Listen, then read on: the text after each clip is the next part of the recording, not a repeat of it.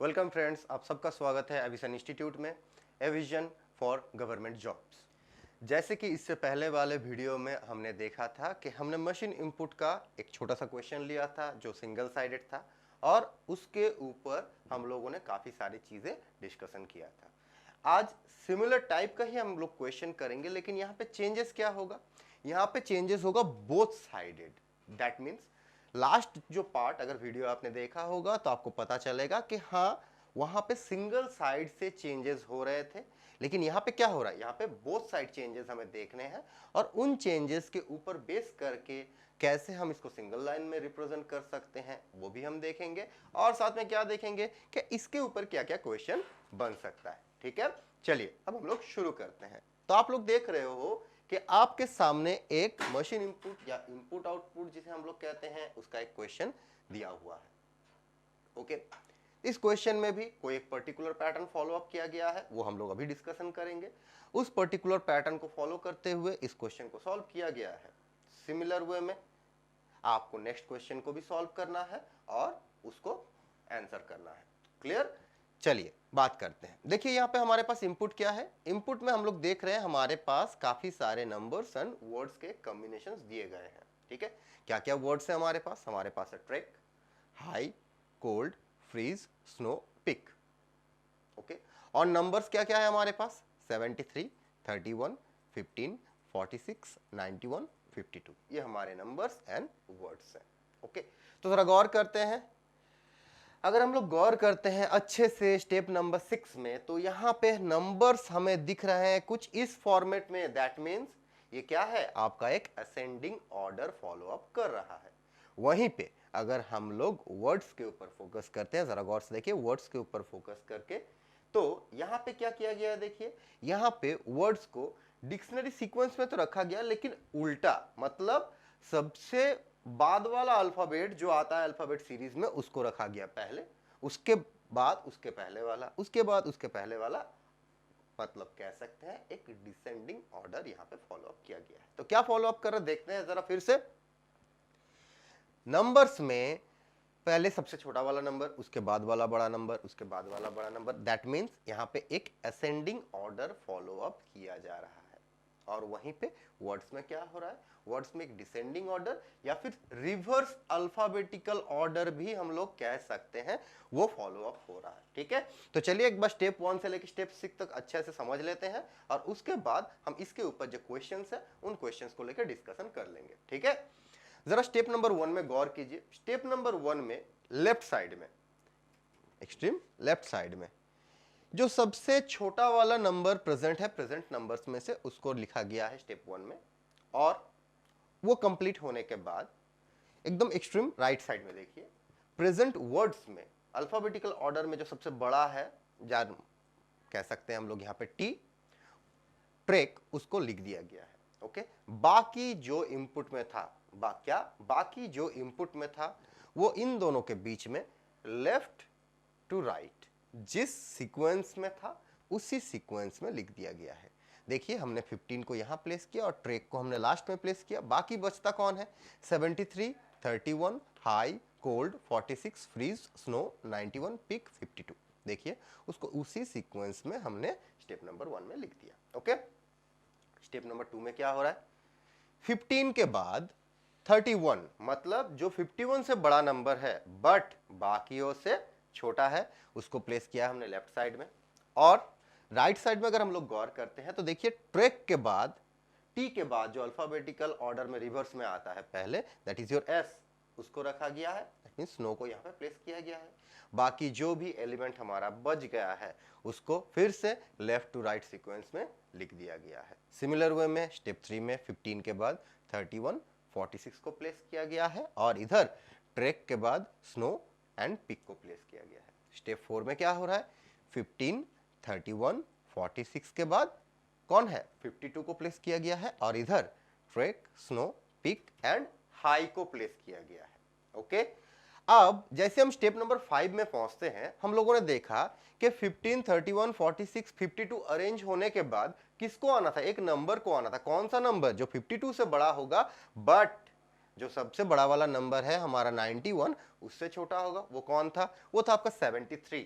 लेकिन हमने देखा कि 73 जो है वो स्टेप नंबर 4 में ही 52 के बाद आ चुका है, क्योंकि वो ऑलरेडी उसी जगह पे प्रेजेंट था। इसका मतलब क्या है, स्टेप नंबर 5 में हमें अलग से 73 को अरेंज नहीं करना पड़ा।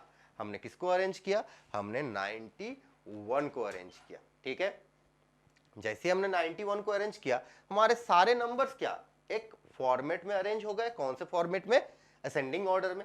ओके, और इधर देखिए ट्रैक, स्नो, पीक, हाई के बाद फ्रीज को रखा गया। मतलब राइट साइड में अरेंज करने के लिए अब आपके पास सिर्फ एक एलिमेंट बचा है। कौन सा element, that is your cold बचा है। ओके, तो जरा गौर करते हैं स्टेप नंबर 6 में। स्टेप नंबर 6 में नंबर्स का कोई भी अरेंजमेंट हमारे लिए नहीं बचा। ओके, सिर्फ एक वर्ड बचा था। कौन सा word, that is your cold. उसको हमें कहां अरेंज करना था, राइट साइड में अरेंज करना था। तो हम लोगों ने जस्ट उस पर्टिकुलर वर्ड को यहां से उठा के राइट साइड में प्लेस कर दिया। तो ये जो स्टेप नंबर 6 है, ये इस पर्टिकुलर इनपुट का आउटपुट जनरेट करके दे रहा है। ठीक है, और एक बार बता देते हैं, देखिए यहां पर हमारे पास इनपुट जो है वहां पे काफी सारे नंबर्स एंड वर्ड्स है। नंबर्स को स्टेप वाइज कैसे अरेंज किया जा रहा है, असेंडिंग ऑर्डर में अरेंज किया जा रहा है। और वर्ड्स को कैसे अरेंज किया जा रहा है, रिवर्स अल्फाबेटिकल ऑर्डर में अरेंज किया जा रहा है। ये इस पर्टिकुलर क्वेश्चन का फॉर्मेट है। Clear everybody. चलिए अब हम लोग देखते हैं उसी पर्टिकुलर पैटर्न के ऊपर। आज हमारा ये है पहला सवाल।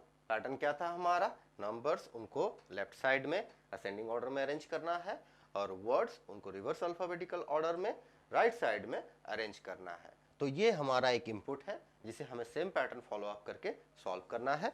और यहाँ पे सवाल क्या पूछा गया, इस पर्टिकुलर इनपुट के लिए पूछा गया है how many steps are required to complete the arrangement. That means पूछा गया है ये पर्टिकुलर इनपुट को हम लोग कितने स्टेप में सॉल्व करके इसका आउटपुट हम लोग जनरेट कर सकते हैं, ये हमारा सवाल है। ओके, तो चलिए पहले वैसे ही ट्रेडिशनल वे में हम लोग सॉल्व करते हैं एंड आफ्टर दैट हम लोग देखेंगे कि किस तरह से इसको एक लाइन में सॉल्व किया जा सकता है। ओके, आइए तो स्टेप नंबर 1, स्टेप नंबर 1 में हमारा क्या होगा, स्टेप नंबर 1 में जो हमारा सबसे छोटा वाला नंबर है, कौन है यहाँ पे हमारे पास, देखते हैं 37 है, 49 है, 83 है, 19 है एंड 67 है। तो clearly it's visible 19 is the smallest number present in this particular input. Okay, तो हम लोग 19 को सबसे पहले यहां पे रख देंगे।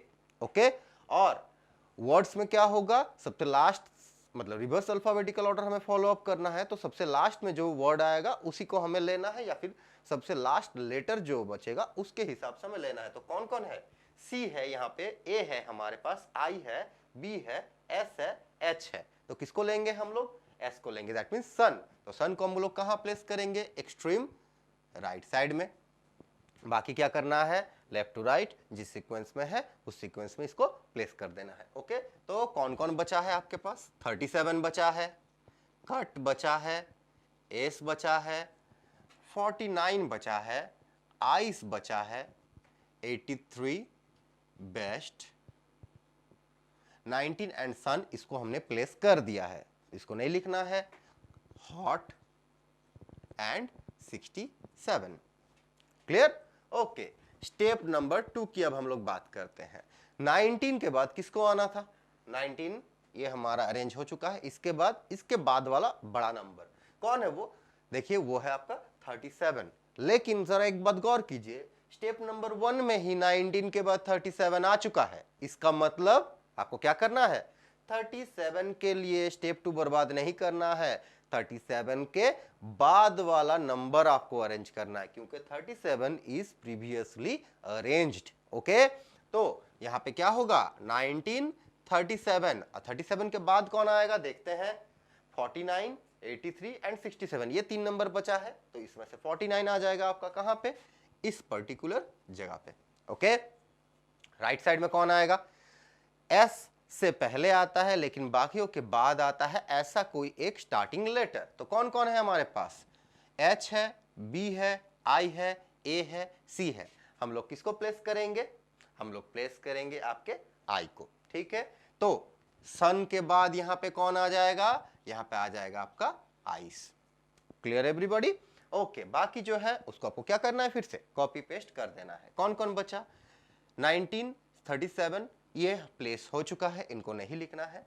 बचा है आपका कट, एस 49 हमने प्लेस कर दिया है। ओके, आइस हमने उधर प्लेस किया है, 83 बेस्ट, हॉट 67।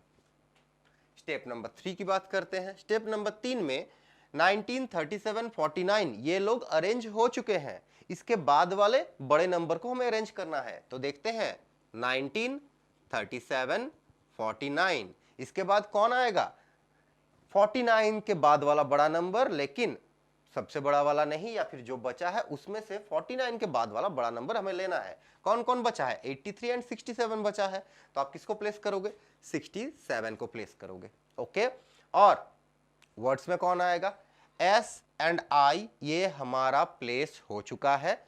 इसके बाद बचा कौन कौन है, सी ए बी एच, तो एच आ जाएगा हमारा। तो हमने सन को लिख दिया, हमने आइस को लिख दिया, हमने हॉट को लिख दिया। बचा कौन कौन है आपके लिए, चलिए देखते हैं। देखिए कट बच गया है, कट को लिख दीजिए। फिर एस 83 बेस्ट। बाकी एलिमेंट्स देखिए हमारे अरेंज्ड फॉर्मेट में आ चुका है। ओके, तो अब हम लोग बात करेंगे स्टेप नंबर 4 का। स्टेप नंबर 4 में गौर कीजिए, पहले के 4 नंबर ये एक असेंडिंग ऑर्डर में अरेंज हो चुका है। कौन सा नंबर बचा है आपके पास, 83 बचा है, तो बस आप 83 को प्लेस कर दो इनके बाद। तो नंबर्स का अरेंजमेंट हमारा कंप्लीट हो गया। कितने नंबर स्टेप में, स्टेप नंबर 4 में। ओके, अब वर्ड्स की बारी है। वर्ड्स में बचा कौन कौन है आपके पास, बेस्ट बचा है, एस बचा है, कट बचा है। तो हम किसको लेंगे, कट को लेंगे। कहां प्लेस करेंगे, सन, आइस, हॉट, और उसके बाद यहां पे हम लोग लिख देंगे कट को। आपके लिए यहां पे कौन कौन बच गया, एस एंड बेस्ट, ये 2 वर्ड आपके लिए बचे हैं जिनको हमें प्लेस करना है। ओके, यहां से यहां तक अरेंजमेंट हमारा कंप्लीट हो चुका है, और नंबर्स में पूरा अरेंजमेंट हमारा कंप्लीट हो चुका है। स्टेप नंबर अब 5 की बात करते हैं। इनको जस्ट क्या करना है, आपको कॉपी पेस्ट कर देना है और कुछ नहीं, जस्ट इनको कॉपी पेस्ट कीजिए। यहां तक हमने कर दिया। अब यहां पे एस और बेस्ट किसको लेंगे, बेस्ट को लेंगे, एस को छोड़ देते हैं, यहीं पे लिख देते हैं सन, आइस, हॉट, कट, और लास्ट में बेस्ट लिख दिया हमने। मतलब हमें और एक स्टेप जाना पड़ेगा, क्यों, क्योंकि एस हमारा अभी तक अरेंज हुआ नहीं है। तो स्टेप नंबर 6 में क्या करना है, बाकियों को जस्ट कॉपी पेस्ट करना है आपको। कर देते हैं हम लोग, एस को प्लेस करेंगे, कहां पे प्लेस करेंगे, यहां से उठा के जस्ट बेस्ट के बाद हमें प्लेस करना है। ओके, तो लिख देते हैं, चलिए, sun, ice, hot, cut, best, as. लीजिए, हो गया हमारा ये अरेंजमेंट कंप्लीट। सेम पैटर्न हमने फॉलो अप किया। क्या pattern, numbers in ascending order, words in reverse alphabetical order. Same pattern को फॉलो अप करते हुए हमने इस पर्टिकुलर क्वेश्चन को सॉल्व किया। अब हमारा सवाल क्या था, how many steps are required to complete the arrangement. इस अरेंजमेंट को कंप्लीट करने के लिए कितने स्टेप्स की जरूरत है। तो देखिए कितने स्टेप्स हमारे जरूरत पड़े, हमारे लिए 6 स्टेप जरूरत पड़े। ठीक है, चलिए अब हम लोग देखते हैं इसी पर्टिकुलर क्वेश्चन के ऊपर नेक्स्ट क्वेश्चन। ओके, देखिए यहाँ पे हमें एक क्वेश्चन दिया गया है जहां पे एक स्टेप हमें दे दिया गया है। कौन सा step, 1937 49 67 83 and after that words. और क्या पूछा गया है, which step number it is. मतलब आपको सवाल ये पूछा जा रहा है कि ये जो पर्टिकुलर लाइन लिख दिया गया है ये कौन सा स्टेप नंबर है, आपको ये पूछा गया है। तो चलिए हम लोग देखते हैं। देखिए हम लोगों ने अरेंजमेंट अभी कंप्लीट किया है, चीज हमें समझ में आ गया है। तो नंबर्स एकदम अरेंज्ड फॉर्मेट में कंप्लीट है। वर्ड्स कहां तक कंप्लीट है, बेस्ट तक कंप्लीट है, एक वर्ड सिर्फ बचा है। तो क्लियरली इट्स विजिबल कि ये हमारा स्टेप नंबर 5 है।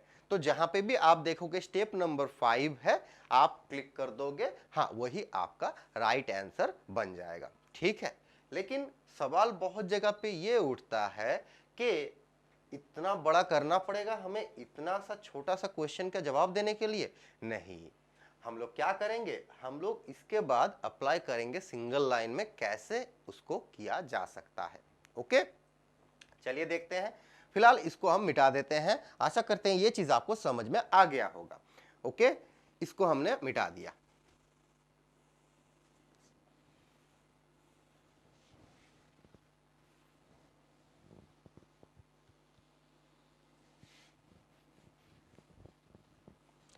देखिए ये जो हमारा इनपुट है, पैटर्न सबको पता है, आपको भी हमको भी।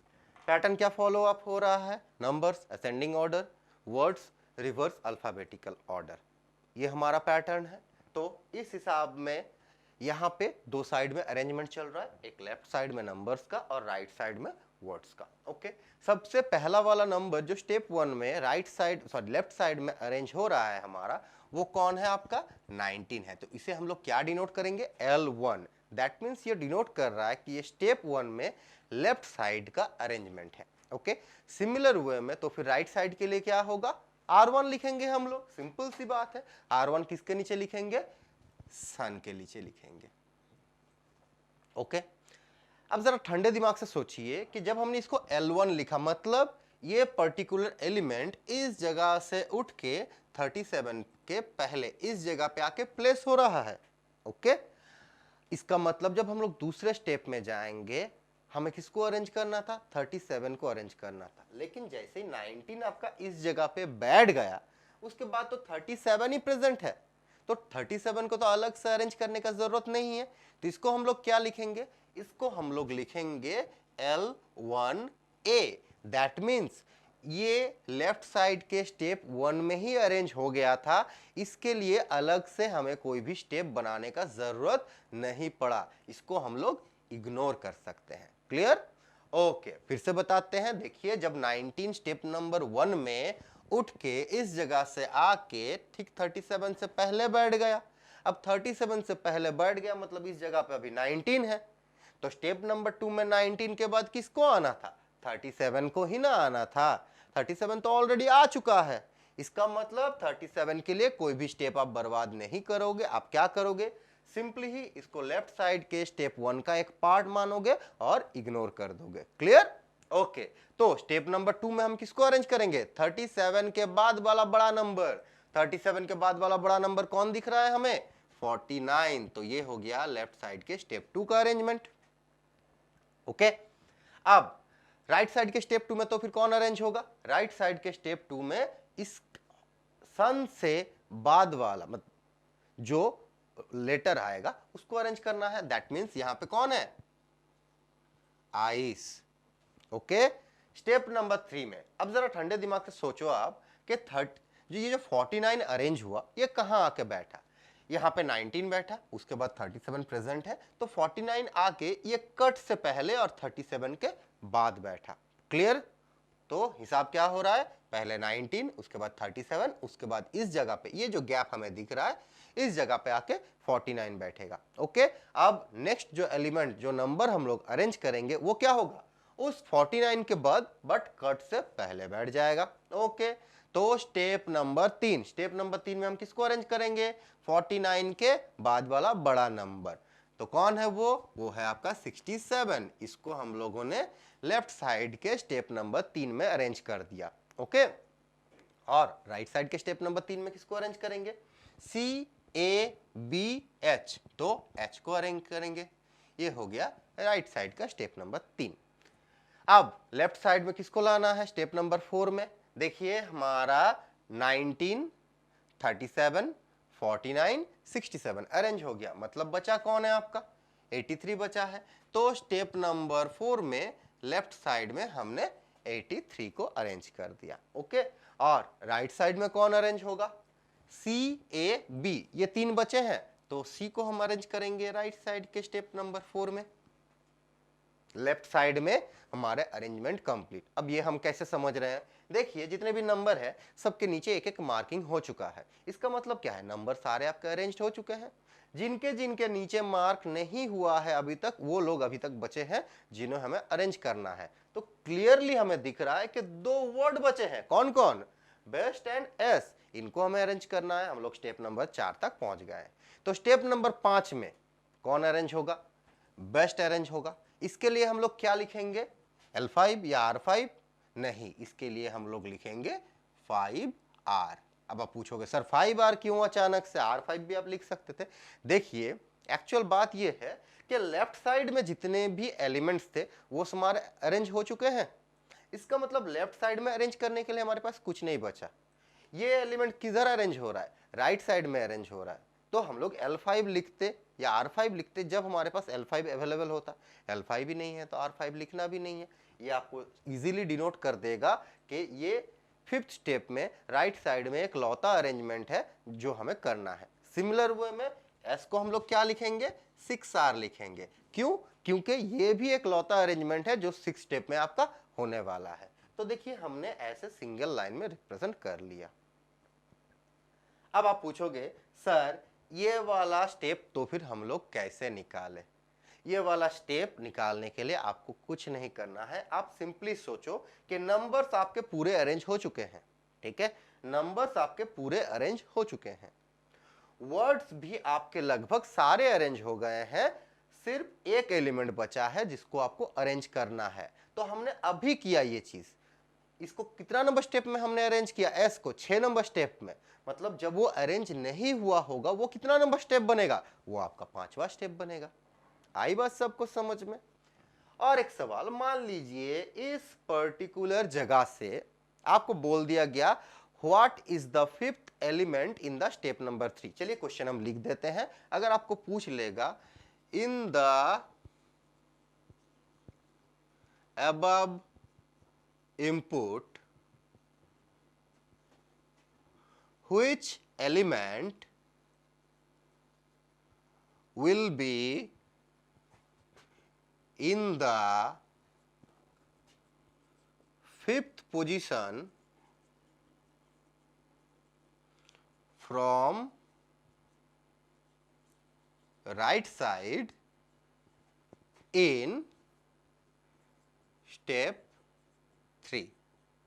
देखिए इससे पहले जब हम लोग ट्रेडिशनल वे में कर रहे थे वहां पे स्टेप 3 तो आपका निकल के आ ही रहा था, लेकिन उसमें दिक्कतें हमें क्या हो रही थी, एक इनपुट 6 लाइन 7 लाइन हमें लिखना पड़ रहा था। दिक्कत हमारे लिए यही है, इतना टाइम हमें नहीं मिलेगा कि एक पर्टिकुलर क्वेश्चन के लिए इतना सारा लाइन हम लोग लिखेंगे और उसको सॉल्व करेंगे। तो उससे बेटर है ये करना। लेकिन अगर आपको ऐसे सिंगल लाइन में करना है तो बेटर है आप ट्रेडिशनल वे को अच्छे से प्रैक्टिस करो। जब तक आप ट्रेडिशनल वे को प्रैक्टिस नहीं करोगे तब तक ये आपके लिए समझना थोड़ा मुश्किल होगा। चलिए फिलहाल इस क्वेश्चन का हम लोग जवाब देते हैं। आपको बोला स्टेप नंबर 3। स्टेप नंबर 3 का मतलब कल भी हमने देखा था ऐसा ही एक क्वेश्चन। स्टेप नंबर 3 का मतलब क्या है, स्टेप नंबर 3 का मतलब है एटलीस्ट, कम से कम एटलीस्ट 3 एलिमेंट दोनों साइड में अरेंज हो जाएंगे। सीधी सी बात, हम दोनों साइड की बात क्यों कर रहे हैं, क्योंकि यहाँ पे बोथ साइड अरेंजमेंट हो रहा है आपका, लेफ्ट में भी राइट में भी। तो स्टेप नंबर 3 का मतलब क्या है, कम से कम एटलीस्ट 3 एलिमेंट दोनों तरफ आपका अरेंज हो जाएगा। लेकिन वहां पे एक चीज आपको और गौर करना है कि जब आप L1 L2 L3 ऐसा कुछ लिख रहे हो या फिर R1 R2 R3 ऐसा कुछ लिख रहे हो, क्या यहाँ पे कोई भी इंटरमीडिएट स्टेट आपका अवेलेबल है, आपको ये भी जरा देखना पड़ेगा। चलिए देखते हैं। तो हम लोगों ने लिखना चालू किया स्टेप नंबर 3। हम पहले किसको लिखेंगे, L1 को। अब चेक करेंगे L1 के बाद कहीं पे भी L1A L1B ऐसा करके कुछ अवेलेबल है क्या, तो हम लोग देख रहे हैं हमारे पास अवेलेबल है। तो आप लिख दो यहाँ पे L1A। उसके बाद कौन आएगा, और कोई भी 1 के साथ रिलेटेड नहीं है लेफ्ट साइड में, तो आप लिखोगे यहाँ पे L2। L2 के लिए कोई भी L2A L2B है नहीं है, तो फिर किसको लिखोगे, L3 को लिखोगे। लिख दिया हमने। सिमिलर वे में राइट साइड वाला लिख लेते हैं R1 R2 R3। क्लियरली हमें दिख रहा है कि राइट साइड में हमारा कोई भी प्रीवियसली अरेंजमेंट नहीं है, डायरेक्ट हमने इसलिए लिख दिया। ओके, अब बचा कौन कौन है, पहला देखिए R4 बचा है तो R4 लिख दो आप। उसके बाद 6R बचा है तो 6R लिख दो। L2 R2 ये हमने प्लेस कर दिया है। अब आप लिख दो 5 L4 बचा है जो, उसके बाद 5R लिख दिया हमने। L1 R1 अरेंज हो चुका है, R3 L3 अरेंज हो चुका है। तो हमने क्या किया, हमने पहले जब हमको स्टेप 3 बोला गया, स्टेप 3 के लिए हमने क्या किया, लेफ्ट साइड में 3 तक जितने भी एलिमेंट थे with previously arrangement, right side में जितने भी एलिमेंट थे विद प्रीवियसली अरेंजमेंट। फिलहाल यहाँ पे तो कोई भी प्रीवियसली अरेंजमेंट नहीं है, इसीलिए राइट साइड में सिर्फ 3 ही एलिमेंट है, लेफ्ट साइड में 1 था, इसीलिए 4 एलिमेंट हो गए हमारे। उनको लिखने के बाद इनपुट में जो जो एलिमेंट बचा हुआ है, रिमेनिंग एलिमेंट, रिमेनिंग मतलब किसका रिमेनिंग, इनको और इनको हटाने के बाद जो रिमेनिंग एलिमेंट बचा वो जिस सीक्वेंस में इनपुट में प्रेजेंट थे उसी सीक्वेंस में हमने उनको लेफ्ट से राइट में लिख दिया। तो बन गया हमारा स्टेप 3। अब सवाल क्या था, which element will be in the 5th position from right side in step number 3। Step number 3 में राइट साइड से 5वां एलिमेंट कौन सा है, तो राइट साइड कौन सा है, ये वाला 1 2 3 4 5, ये हो गया स्टेप 3 में राइट साइड से 5वां एलिमेंट। कौन है L4 83। तो आप जहां पे भी 83 देखोगे उस जगह पे आप क्लिक कर दोगे। Clear everybody. तो आशा करते हैं आज का वीडियो भी आपको अच्छा लगा होगा। अच्छा लगा तो लाइक करें और अपने फ्रेंड्स के साथ शेयर जरूर करें, और अगर आप चैनल में नए हो तो चैनल को सब्सक्राइब जरूर करें। Thank you.